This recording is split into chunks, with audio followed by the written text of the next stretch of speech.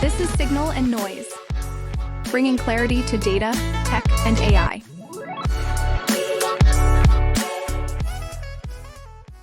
Noise, we're at getting close to the end of day number 3, the final day at Possible, the event down in Miami. And I've got a really special guest I'm super excited about, Crystal Wallace, CEO of Axioms. We're colleagues now. Great to see you. Yes, thanks for having me back. And yes, we're colleagues. I'm so excited about this conversation. We always have good conversations.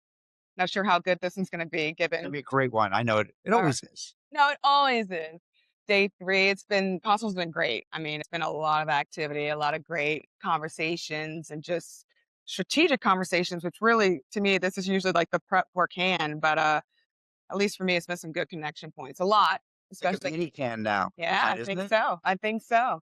Yeah, I mean, I know they really wanted to make it like a legit tentpole, which I think that's safe to say that it is. It was cool to see too. Like there's so many like people from our organization there. So many Omnicom. We showed up. Yeah, we did. I think past years not so much. I've been here. It's my 3rd year, but ran into a bunch of people. It was great to see. Yeah, it was a great connecting point. And start to the summer. I've definitely felt the heat. Oh yeah. But being next to this beautiful beach and again, just elevated conversations, and it's been really. This is my first experience, so I've enjoyed it. Today's been a little cooler, which has been nice. Because funny, I wore a jacket yesterday because I had to go to big client dinner, and I wanted to look all fancy. It's still drying out. I'm sure it is. I was and I'm still. It was definitely cooler, but it didn't have the like afternoon shower to kind of clear the humidity. So I'm still hot and sticky, and yeah, probably need to dry out myself soon. Yeah, well, I do love this city, but I guess better to do this now than July or August. So 100. And compared to Canton, is actually kind of cool and nice. So because that can get a little sticky, but great. Well, let's get down into it. So data layer, disconnected. I mean, it'd be maybe good to dig into that. Like why for a lot of advertisers does it just feel, and why for a lot of people in the business does data layer feel like disconnected from like what's really going on from the action? Because we have a lot of data layer silos. So I think we've gotten really good in terms of capturing signals and perfecting them, but we've essentially built an ecosystem engine that is set for execution versus orchestration across. So we can only see kind of vertically down and not across. And then therefore you could only speak to kind of the specific data layer, for that specific in isolation. Yeah. Isolation.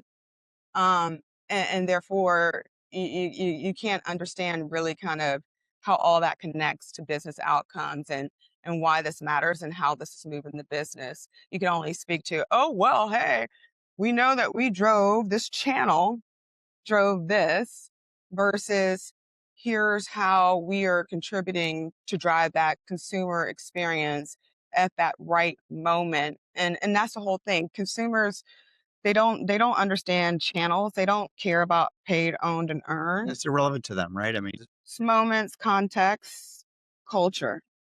And how do you get there? How do you understand that? Well, to me, the data layer, the data foundation has to start with identity. And then to further complicate it, identity is evolving so much. We had the cookie deprecation thing that kind of didn't happen.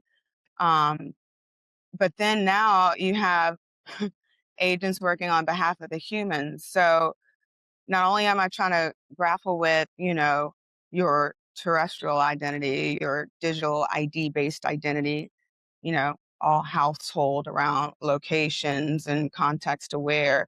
Now, bot or not, is this a real thing that's just trying to scrape and, proliferate and, leverage? Or is this a bot, an agent acting on behalf of the human, i.e. their digital twin? And so I need to understand in that, me and my digital twin, hello. I remember hearing recently, there's more AI generated content now being produced than the human generated content. And I think you look at web traffic, I think in many instances, the majority of it is actually bots now, right? Yeah. Which is just wild. Bots, synthetic signals data. Is it synthetic? Synthetic kind of says it's not real, but it actually is real because it's working on behalf of the human. Yeah, I mean, So, if it's making, that's a good point. If it's making a query for you, obviously, then it's super useful, and that you need to be accounting for that. But also, like a lot of it is, the LLMs are just going scraping content anyway, right? So, but you probably want those to do that as well, right? I mean, maybe you don't some instances. well, yeah, if it's for the right intention and for a real intention. So, you know, all of the now you can build your kind of your agentic swarm to go shop for me. I want to do this research and actually here's my credit card. Here are the parameters in which it's like when I tell my daughter, okay, why don't you go grocery shopping? I need this list. You can buy whatever you want to, but in these parameters, use this card. Don't overspend on this. Make sure you check out and get my coupons and that you put my loyalty card in and all that. And Do so you think agentic commerce that is the thing that's going to happen? I'd love to get your take. 100%. I think some of it is forcing functions when you see kind of, okay, where do people go to search first? And you see what Google is doing. It's an agentic recommendation. The commerce and shopper, you can't even get to. You got to click down to Right. even Yep. go to your normal experience. And now don't give me the AI summary or like who I can buy from in that, that LLM response. Give me a traditional. But again, this innovation and even kind of the user behavior dynamics is changing so rapidly. I'm kind of getting used to it now because I'll look and see what they said, and I'll go back to the usual way in which I search and find and discover and then buy. And then I'm like, okay, next time, well, it was kind of right. And then I'll go into my own, GBT LLM, and then I'll start setting up my own agents with my own parameters, so it'll do it itself. I think it's a really good point, and I agree with you. And there have been a lot of people like to honk a lot here. It's been there have been some people very vocally arguing against the concept of agentic commerce. I think Eric Seufert was saying it's a mirage. I've thought about it a lot, and I think I agree with your opinion there. And I mean, the way I'm framing it is like, I think about 25 years ago, almost no one bought things online, right? I remember I heard this great podcast about the early days of Amazon. And apparently people were so worried about giving credit cards, even they would email credit card numbers or call them in just to complete the transaction, right? So when I was 16, I was a credit card raider. Okay. And, anyway, yes, I remember getting the calls and having, don't fax me my credit. Right. I'll take it over the phone. And the clerk or the salesperson would hand the phone over to the client. They would write anyway. Yeah. So But it's wild to think that like people would email credit cards or tell people on the phone is being written down. It's like it's probably less secure than for actually, sure. but people just didn't know if they could trust it. They hadn't been trained to understand this is good. So I think that, and look, today people just one click, it's done, right? They buy stuff. So think about how dramatically buying behaviors changed in 25, 30 years. So like, is it crazy to think that if agents actually, to your point, had your credit card information, knew your preferences, knew what to buy, what not to buy, and we have safeguards in, okay, you can return things. Would I trust an agent if it had my frequent flyer information, all my information, knew when I wanted to fly? If I just told it, hey, buy me a ticket for Tuesday, that it would, if it knew me well enough, it could make an informed decision, and I had 24 hours to exchange it? I don't see why not. Why not? Why not? And it's that the trust is definitely a barrier to scaling agentic commerce for sure. But to me, that's where your trust has to be built in that architecture, that data layer. And it has to be identity based because otherwise then there's no grounding of like How do you trust connect it to an individual, right? Yeah. right. So yeah, those are it's happening. And guess what? It may not happen for our generation, but these kids it's almost, guaranteed. They have no problem with it. They're digital natives. This is true. I think that the speed things are changing and advancing, I hope it'll happen for our generation. But I think you're right. Even if the capabilities there, will people actually use it? Some people will, but maybe not. But in the future, I agree with you. I think it's a foregone conclusion that we ended up there. And if you can orchestrate, like, for and there's there's going to be different maturity levels into how agentic commerce evolves. The easiest one is discoverability, and then the augmented reality of it. So if I'm able to agentically like find things that I've been searching for, address for actually, I met with a really interesting partner that I'm excited to partner with. Okay, cool. And I won't say yet. You can't say? No, I won't say. Yeah, okay. I'm not authorized to say yet. But I have one of those announcements for Can too that we can talk about in private later, and I can tell you. But yeah, but you see this dress. Oh, that's cute, and then it's connected to my agents and my LLM, and that already has my picture, and they can automatically put me into what I'm looking for and all the various different styles to choose from.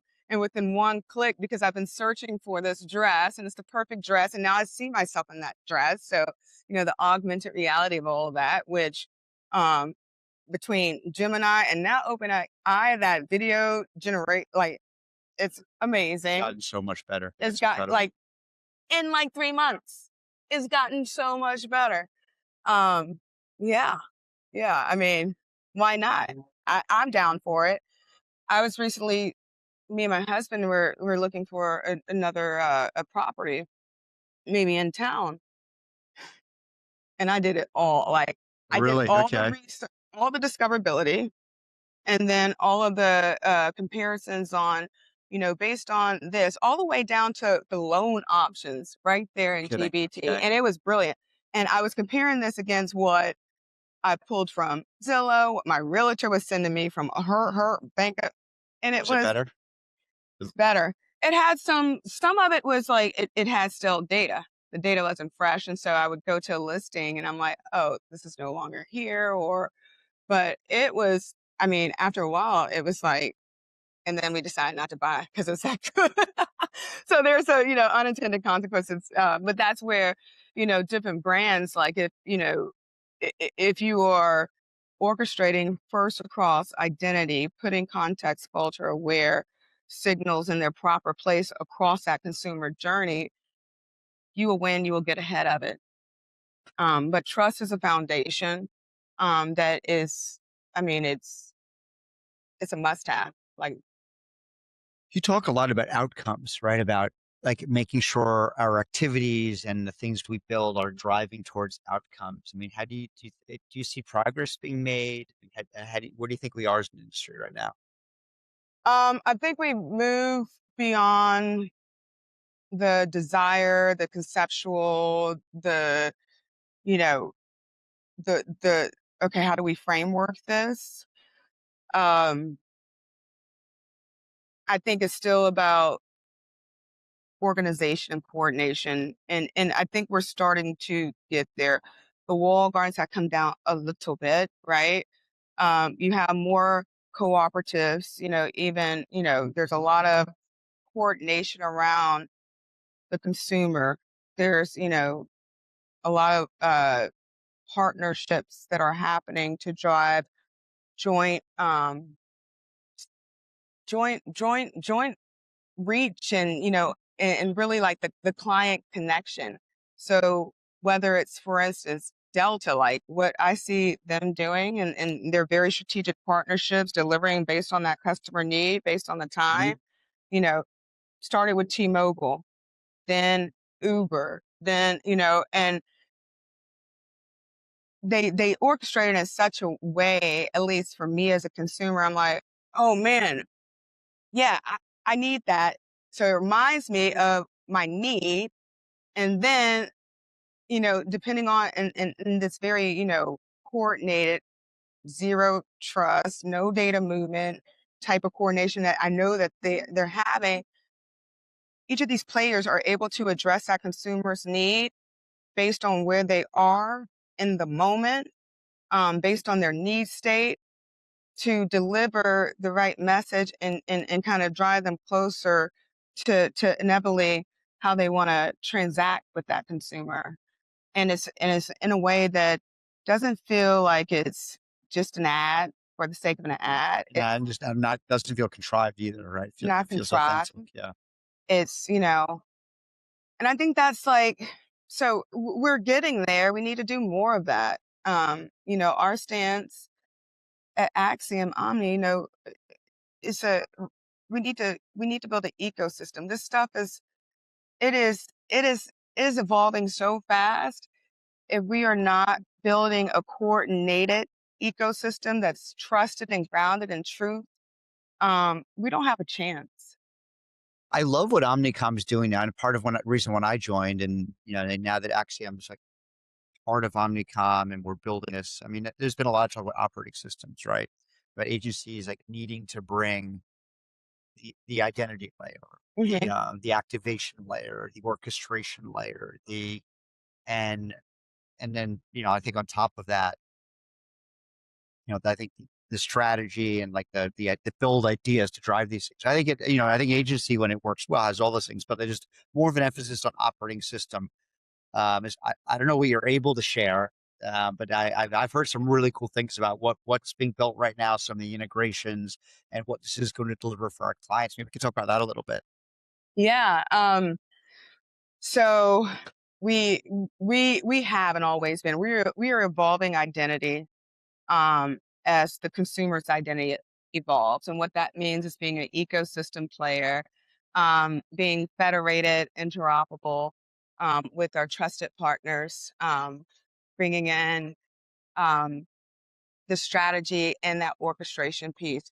What the OSs and the platforms, what's been built to date, I think, by a lot of the holdcos and are again execution platforms that speed up kind of the normal flow. But what we're doing right now actually goes That's the past, right? And I think, massive. or maybe that's where like I've seen some competitors try to stitch together different pieces into an execution platform. What we're building seems like it's a lot more than that, right? Oh, it's so much more. It is your strategic layer that goes all the way from honestly R&D. So, how can I actually predict the future? But what are the signals that are coming in? How can I understand kind of the halo and full effect so that I can not only understand kind of what outcomes I'm driving now, but like what outcomes I'm driving long term.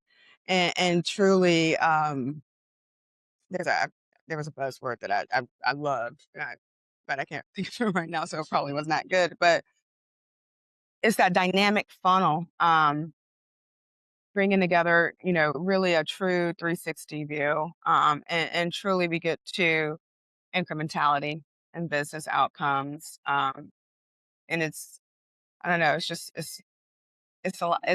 I'm excited. I am inspired again. I was inspired when digital social took off and it became, another area where you can drive authenticity. But I think where we're going right now, and because of technology and agentic and all this kind of rapid building true intelligence that, connects, yeah, it's going to be a bright future for those who get it. I think it's an exciting future. I What think do you it's like most about what we're doing? well for me. It's some of this is probably going to be a couple years off, but I love the fact that we're bringing like world class data and identity layer. We're bringing world class execution orchestration. So Axiom being the first one. We're bringing with Omni. It's world class execution layer, and then we're layering on top. I think an AI enables us to build this control pane on Right. top of that, and then we're going to be able to build. I mean, my understanding of it and what I kind of see emerging is like we're going to be able to build, or imagine if each of our clients can bring their own agents. Those agents can pull identity and audience data from Axiom. They can use our tools to then identify which channels they want to activate on. They can activate on different channels. They can look at the results and immediately pull them back into planning and adjustment and optimization in a way that's quicker, more dynamic. I mean, we talked about this before, how I think it's been a lot of these analogies historically, you'd look at stuff, but okay, by the time you've gone through the pain of looking at it, understanding it, seeing what's working, like it's weeks go by and like this, like Too late. it's too late. Right. So I think being able to do those things in closer to real time and having like finally closing that loop between results analysis, measurement, and then back into planning and optimization is going to be huge. So I think the Omnicom operating system will enable that. Yeah, when you close the exposure to conversion, you get outcomes. And when you make that dynamic and faster to the signals as they come in, and then you can experiment also along the way, because that's what technology, you could create synthetic, you could literally create synthetic data that's so close to the real world and what's happening. You get there a lot faster. And then the geek in me goes down to the infrastructure layer, where your pipeline and becomes dynamic based on what's happening and the data that's coming in. And so, and you can do it with AI. You could not do that before. No way in a million years. absolutely not. The scariest thing to me, if it's some reason like we lose, Wi-Fi connectivity. Sometimes these models, they're in 2 sprint cycles, and I can tell like when a model is off, and I'm like off, and I know I have to deal with that shit for a week before they go and fix it. And so the dependency and there's nothing new under the sun. I always say that. That's my mantra. So like making sure that you have these like locally too on edge, like it's actually it's like, oh, 40 year, we're almost 60-year-old company and we have a data center. Like, yeah, we have a data center. Like that's not old. That's not, no, it is planning for the future. And all of those, failure points and fail safes that you need that honestly, because there was this rapid migration to the cloud, those companies that, and that were less regulated and, could kind of be free to just kind of go there, they're going to have to start thinking back on, just like when COVID happened, you had to go back to AS400 stuff and like all the, the I used to have clients in that. Some probably still are, but I remember that. Yeah. So, and I think with Omni, we're ahead of that game. One of the great, like, interesting things when we were, bringing and assessing kind of what parts and pieces to really bring together, it was so complimentary. Like and there is a sea of sameness, but like the uniqueness and brain trust that you all brought, it was so kind of similar and like aligned to like the wizards, the experts, on our side. And so we ended up not with just compliments, but innovation that now, for a couple years, but like rapid iteration. I think we're bringing something really unique to bear that's differentiated. Everyone's going to. I'd like to think, yeah, I mean, I agree. I was agreeing with you. Like, I think that like what I'm seeing is potential for like the whole to be much bigger than some other vendors. And then now I'm going to be a little selfish here too. So like, I'm part of Cordero. Cordero is a systems integrator consulting firm. And, Cordero's been around for about 20 years. It was acquired by Omnicom in 2018. I think so trying independently was doing fine. But I think what's really cool now is just to see, okay, this, like an impression I get, right, is Omnicom's acknowledging our clients need engineering prowess, knowledge of the big hyperscalers, the ability to like rapidly build advertising marketing solutions using this technology that can sit on top of Omni and can dump data to do things. I'm seeing that as a big differentiator too. Here and absolutely, even in IPG, like Axiom, like our biggest part of our business is not the agency business. And now there's just a pull through of us coming together. And I think that plays a huge role. And I'm excited about like how we become symbiotic, because you all have the strategists, you all have who can bring it all together, these fit for purpose. And so we're not approaching a client with another point solution, another platform that you need to slap on. Instead, is here's how we're going to power up and make and augment and make what you have work harder.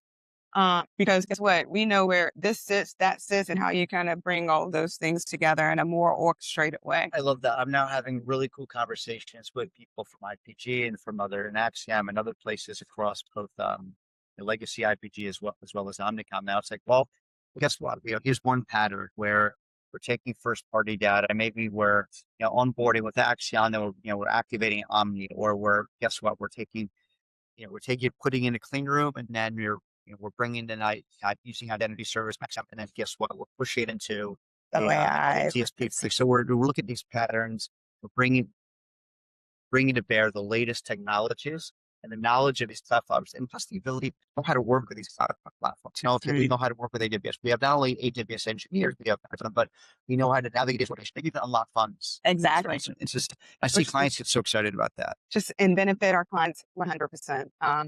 And look, that's what being an agent, an advisor, and having agency is about. That's my whole goal for these reform. You get that scaled observability across the market, so that if that's not your core business, you never can get that depth of. We have brilliant clients. That means very data mature clients. But focus on your core, powering up your enterprise, and we can help you and be your strategic advisors. And so we're getting back. I feel like there's my colleague Vincent, who's a brilliant PhD in AI, just brilliant guy. He always talks about Conway's law, the way you organize, the way you Yeah. And I think that, I'm not saying it ain't been messy, because it's a freaking titan of the industry that you're now integrating these two things, but the way we're organizing now feels like a new modern way that the agency industry should operate.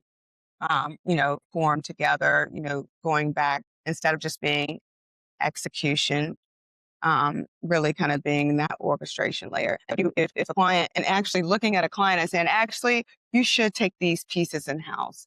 Your data is the most valuable asset that you have. And so I start monetizing that data.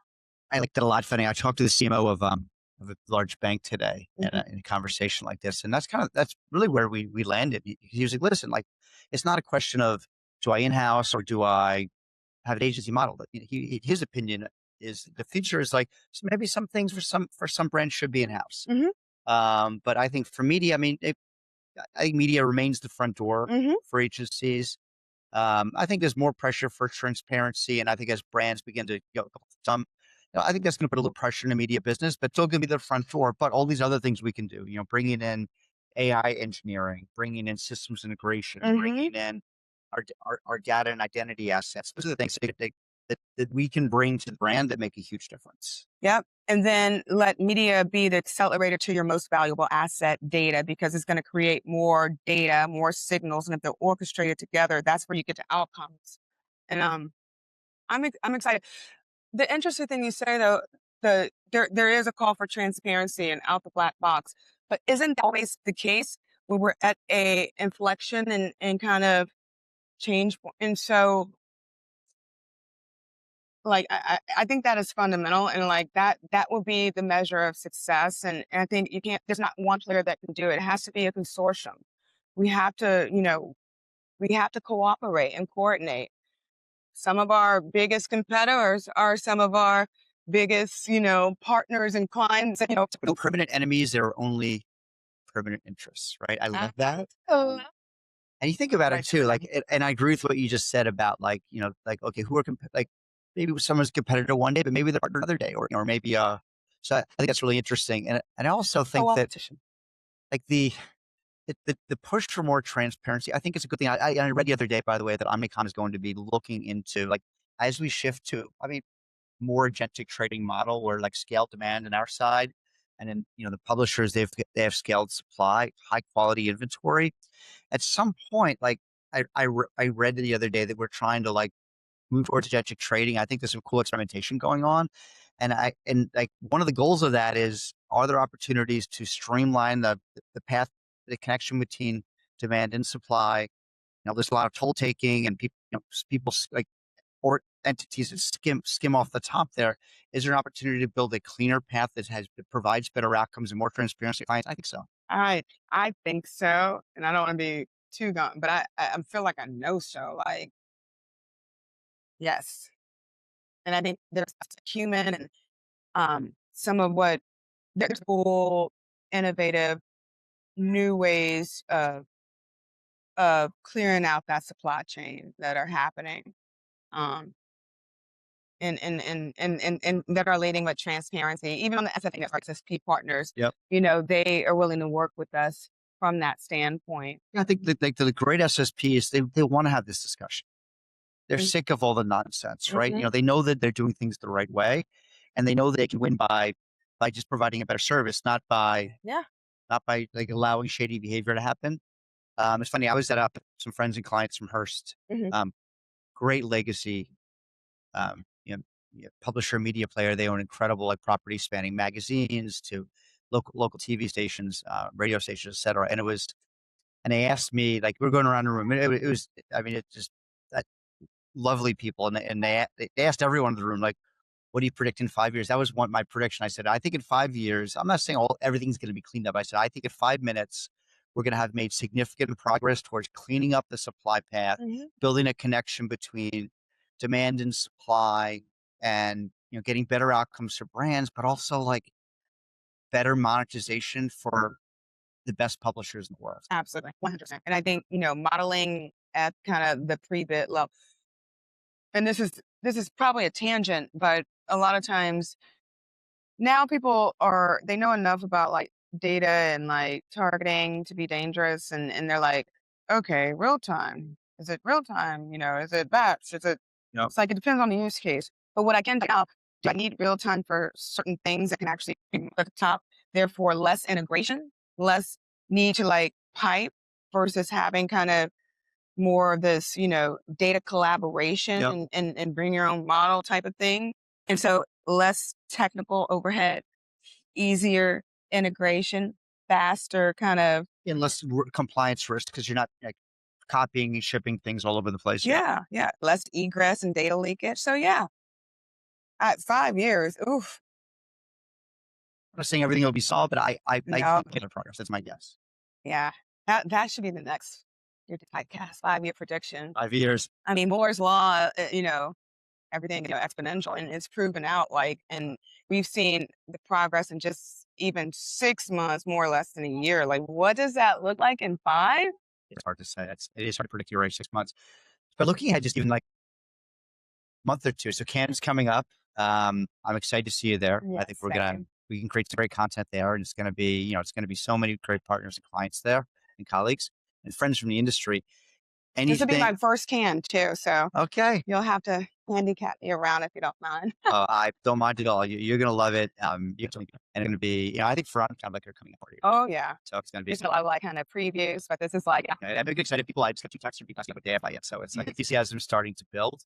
But anything you're looking forward to in a run up to that? Besides, I mean, it sounds like just going is going to be amazing. So I mean, so besides that, anything? So particular? mine is back in the lab, like getting ready for what we're going to showcase. Because the plane has landed, and I'm a tinker, and I'm just really excited to like continue building and showcase what we have. So cool. Well, I won't ask you to give away anything. I'm super excited to see what you're going to showcase. I'll be there, trying to get a front row seat.